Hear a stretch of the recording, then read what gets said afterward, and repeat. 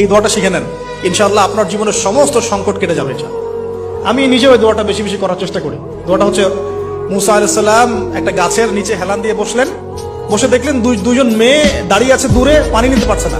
লোকজন পানি নিয়ে যাচ্ছে, ওরা দাঁড়িয়ে আছে বেচারি। মুসা আলাইহিস সালাম গিয়ে বললেন, কি সমস্যা আপনাদের? এটা নিয়ে আপনারা আবার মেয়েদের সাথে কথা বলার চেষ্টা করেন, ঠিক আছে? তো মাহারাম গায়রা মাহারাম মেনে চলে। তারা বললো যে আমাদের বাবা অনেক বৃদ্ধ মানুষ, আমরা পানি নিতে পারি না যতক্ষণ না আমাদের কম পানি নিয়ে চলে যায়। মুসা আলাইহিস সালাম একটু বললাম না, ফিজিক্যালি খুব স্ট্রং ছিলেন, থাকে না বডি বিল্ডার, সামনে গিয়ে কথা বলে সরো পানি দিতে দাও, তখন মানুষ একটু মূল্যায়ন করে না। তো মুসা আলাইহিস সালাম এভাবে পানি নিয়ে দিলেন এবং বাছুরদেরকে পানি পান করালেন, করিয়ে গাছের নিচে এসে বসে আছে। বসে বসে তিনি দোয়া করছেন, এই যে দোয়াটা তিনি দোয়া করছেন, রব্বি, একটা নেক কাজ করলেন, নেক কাজ করলেন না, মানুষের উপকার করলেন, নেক কাজ করে এসে গাছের নিচে বসে দোয়া করছে, আল্লাহ এখানে তো আমার খাবার পানি বাসস্থান কিছুই নাই, আমি কি করবো?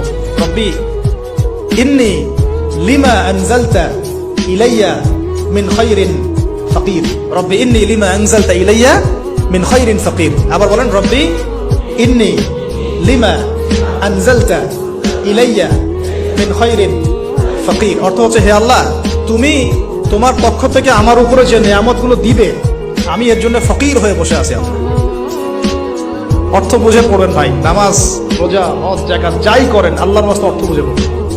অর্থ বুঝে পড়লে আপনার ইবাদতের স্বাদ পাবেন, তৃপ্তি পাবেন, আল্লাহর সাথে কানেকশন হবে, আল্লাহর নূর পাবেন, মাআরিফত পাবেন, সত্য স্বপ্নও দেখবেন তখন ইনশাআল্লাহ।